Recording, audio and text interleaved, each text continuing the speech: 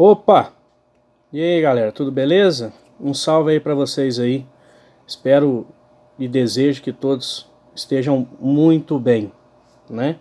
Dando continuidade aos nossos estudos aqui dentro da biologia, e para ser mais exato aqui dentro do setor B, né? Que é o que está programado pra gente aí, né? Vocês sabem mais do que eu sobre isso, né? Relembrando, tomando aí como lembrança aí das aulas passadas, já comentei isso com vocês em sala de aula, mas vamos só para pegar o gancho aí, né? Querendo que nem já foi uma semana aí, nós ficamos sem aquela aula da terça, mas revendo aí o que a gente já viu, né? Relembrando na realidade o que a gente já viu, digo que nós vimos aí dentro da apostila 1 toda a parte da ecologia, né? Foi isso, conceitos, ciclos biogeoquímicos, sucessão ecológica, relações ecológicas, né? Toda aquela parte de ecologia. E quando a gente pegou a apostila 2 aí, a gente passou aí para ainda, né, uma partezinha da ecologia, que foi a última que a gente trabalhou com vocês em sala de aula. A gente ia introduzir ia começar a próxima matéria, só que aí não deu certo, né? Mas a gente terminou as nossas aulas aí então, ó, na aula 9 e na aula 10, que era aquele aspecto sobre poluição ambiental, que vocês devem recordar na memória de vocês aí, né, terceirão? E dentro dessa aula de ecologia a gente viu, a gente na realidade resolveu, né, as atividades aí, né, aquelas atividades propostas pra gente em classe, correto? Deixa eu me organizar aqui, ó. Que foram aquelas questões objetivas que nós fizemos e depois passamos o gabarito lá no quadro, né? E, né, como eu sei que vocês fizeram, a gente tinha marcado aí também as tarefas mínimas para casa aí em relação à aula 9 e à aula 10, não é isso? Pois bem, então com isso a gente encerra esse tópico aí da ecologia, né? Que é muito importante, igual eu já falei também em sala de aulas para vocês, em questão de conteúdo de vestibular, conteúdo de Enem, né? A gente vai ter que ver aí como é que a gente vai ter essas adaptações para esse ano em relação ao Enem, em relação aos vestibulares, mas isso daí, em relação aos vestibulares, né? Isso daí a gente tem que aguardar aí o que o MEC vai estar falando com a gente. Mas penso eu que, né, tudo vai se adequar nesse momento aí que a gente está vivendo no nosso país, né?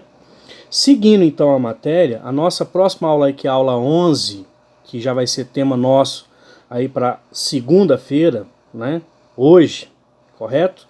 A gente vai estar passando para vocês aí a parte da classificação biológica, que também é um aspecto de revisão de matéria, né? Como vocês podem bem lembrar aí nas aulas passadas, sempre revisando essas matérias, né? E entramos aqui então na aula 11 aí com a classificação biológica, correto? Juntamente com esse videozinho que eu tô gravando, olha lá, hein, tô gravando um vídeo, acredita nisso? Eu sou meio receioso de tirar foto, imagina fazer vídeo, né? Só para um momento assim mesmo, para a gente criar coragem de fazer essas coisinhas aí, né? Espero que fique bem, né, esse vídeo aí e seja produtivo para vocês, tá? Dentro dessa classificação biológica, além desse videozinho que vou estar enviando para vocês aí, vocês vão estar vendo aí nesse momento, né? Eu vou estar mandando também um arquivo de PowerPoint que tem essa matéria também de classificação biológica, dando alguns tópicos, alguns pontos aqui dentro dessa classificação biológica, tá? Fala-se classificação biológica, ou você também pode colocar aí classificação dos seres vivos, taxonomia, né? Que é o que? Isso aí é um ramo da biologia que está relacionado com o que? Identificar, nomear e classificar os seres vivos, tá? E hoje, na atualidade, essa classificação ela leva em consideração, além de aspectos externos, que a gente chama de morfologia externa, leva também em consideração aspectos evolutivos, de surgimento dos grupos, tanto de animais como vegetais, ou dos organismos microscópicos aí, né? As bactérias, os protozoários, as algas, né? Leva-se então hoje um aspecto de relação evolutiva. Então, junto com essa taxonomia, também, ou classificação biológica, a gente pode colocar em um ramo da biologia que também tem se estudado muito esse aspecto evolutivo, aquilo que nós chamamos também de sistemática, que ela em si leva em consideração, dentro da taxonomia, essa questão de puxar as relações evolutivas entre os seres vivos, correto? E quando eu falo essa relação evolutiva, é surgimento de grupos, é ancestralidade comum entre os grupos, né? Formação de novas espécies, né? E surge uma coisa que é muito cobrada hoje também em questões, que é a análise de cladogramas, que também está dentro dessa questão da classificação biológica, que leva em consideração a análise evolutiva dos seres vivos em ramos. Daí a questão de cladograma, tá? Bom, como a gente já fala, né, o caderninho do Colégio ABC Anglo é o mais completinho do Brasil, então a gente vai pegar aí e falar algumas coisas que talvez não tenha aí no resuminho que está na sua apostila aí, tá? Mas você, pelo arquivo do PowerPoint, você vai identificando isso. Quando a gente fala de classificação biológica, né, a gente tem alguns nomes importantes de cientistas dentro dessa classificação biológica. Aristóteles, o grego Aristóteles, né? Grego mesmo? Filósofo, vamos lá, né? Me falha a memória aqui a questão da origem do cidadão, mas não vem enganado, é isso mesmo. Aristóteles, que foi uma das primeiras pessoas a fazer essa classificação dos seres vivos, tá? E Carlos Linneu, ou simplesmente Linneu, que é, acho que o nome que causa mais repercussão nesse sentido da taxonomia, tá? E o Whittaker, que vai ser o cientista mais perto nosso aí, que seria aquele que propõe aí a classificação dos seres vivos em 5 grupos grandes, ou 5 reinos, tá? Então, quando se fala dessa classificação, Aristóteles começa com aquela classificação que chama de prática, tá? Aquela prática onde você vai levar em consideração aspectos que você quer, né? Tipo, eu vou classificar o indivíduo se ele é venenoso, se ele não é venenoso, se é um alimento comestível, não comestível, tá? É uma classificação que não leva em consideração aspectos mais de proximidade entre os seres vivos, mais uma questão de utilidade deles para seres humanos, mas é um fenômeno de classificação. E dentro desse contexto também surge aquilo que nós chamamos de classificações, que a gente chama de classificações racionais, que seria o quê? Classificações onde você leva em consideração um aspecto mais de proximidade entre os seres vivos, que é o que nós adotamos hoje. Surge de novo o nomezinho do Aristóteles quando se fala de uma classificação artificial, quando ele usa critérios próprios para fazer essa classificação, mas ele usa critérios que não levam em consideração uma proximidade evolutiva entre os seres vivos. E dentro de um grupo fica uma diversidade muito grande de seres vivos. Por exemplo, eu posso falar que eu vou classificar os indivíduos em aquáticos e terrestres. É o exemplo mais clássico dentro dessa artificial. Por quê? Eu vou colocar ali que a baleia é aquática e o tubarão também é aquático. Só que baleia é mamífero, tubarão um peixe cartilaginoso. Então o que acontece? Há um distanciamento entre os indivíduos conforme a sua proximidade aí evolutiva. Não tem isso, se distancia, não tem essa proximidade, né? Vai se distanciando. Então aqui eu tenho a formação de grupos heterogêneos, que eu não tenho uma proximidade grande entre eles, tá? Seria uma classificação aí, que a gente vai estar dentro dessa artificial. E hoje, com essa questão do Carlos Linneu, que foi aí nos anos de 1700 e alguma coisa, ele propõe aí que os seres vivos, aí eu já tenho aquilo que a gente chama de classificação natural, né, que aí ela vai levar em consideração o quê? Semelhanças e diferenças entre os seres vivos e o seu parentesco evolutivo. Aí surge a questão do Carlos Linneu. Aí ele pega e fala o seguinte, ó, a gente tem que levar em consideração para classificar os seres vivos entre as suas semelhanças e suas diferenças, principalmente quando eu falo da anatomia deles, correto?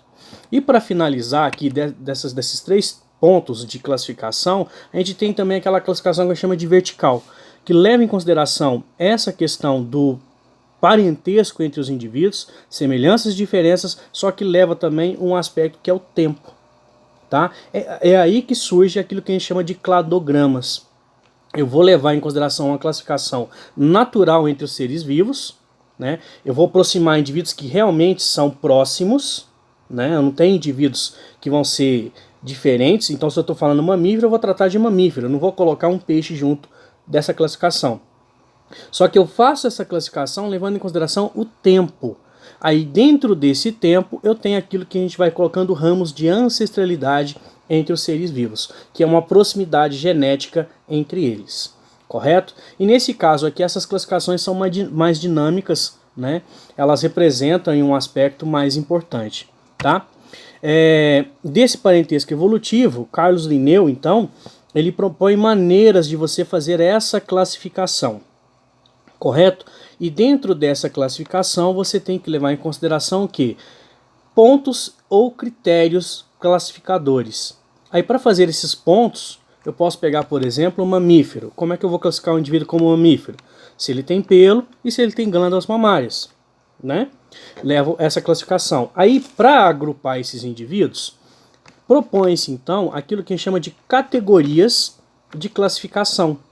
Nesse caso do Carlos Linneu aí, ele propõe aí a classificação inicial em 7 grupos principais.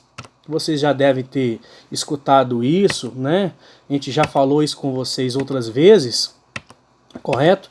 E ele coloca então que eu vou classificá-los quanto ao seu reino, quanto ao filo, quanto à classe, quanto à ordem, quanto à família, quanto ao gênero e quanto à sua espécie.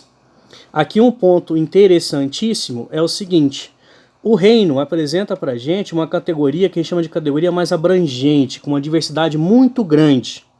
Pega aí, reino animal. Então você tem aqui uma diversidade grande dentro dessa categoria de classificação. Quando você vai lá para baixo, lá na espécie, aí você diminui essa diversidade, porém você aumenta a semelhança entre os indivíduos. Eu pego lá reino animal, mas eu pego a espécie Homo sapiens. Então vou colocar ali dentro de Homo sapiens aqueles indivíduos que literalmente são altamente semelhantes, tende a cruzar naturalmente e através desse cruzamento gerar descendentes férteis. Aí você tem essas categorias, que são as principais, com aquele velho e bom macetinho que a gente sempre tem para decorar essas 7 categorias. Formação daquela sílaba lá, ó, reficofage, né? Que, né, já falamos com vocês aí, o professor César também já deve ter comentado isso dentro das aulas de botânica também com vocês. Então nesse ponto aí você tem reino, filo, classe, ordem, família, gênero, espécie, que são as 7 principais. Aí você agrupa os seres vivos dentro dessas 7 categorias, ok? Mas nada impede que, dependendo da necessidade, crie outras categorias. Por exemplo, uma superclasse, uma subfamília, um subgênero, uma subordem. Então, dependendo como eu estiver fazendo aquela classificação, e quem vai determinar isso é o cara que está fazendo aquela classificação ali, algumas já vem pronta para a gente, né? Mas dependendo, aquilo já a gente pode manusear de cá e para lá, daqui para lá, né? A gente pode colocar essas subcategorias aí também, correto? Então, essa seria o início dessa parte aí, né? Para não ficar muito grande esse vídeo aqui, eu vou encerrando agora. Vai vir agora um segundo vídeo que eu vou gravar aqui e vou passar para vocês aí a parte da nomenclatura binomial, tá? E o que a gente vai ter que fazer aí depois dentro dessa aula aí, ok? Valeu, muito obrigado.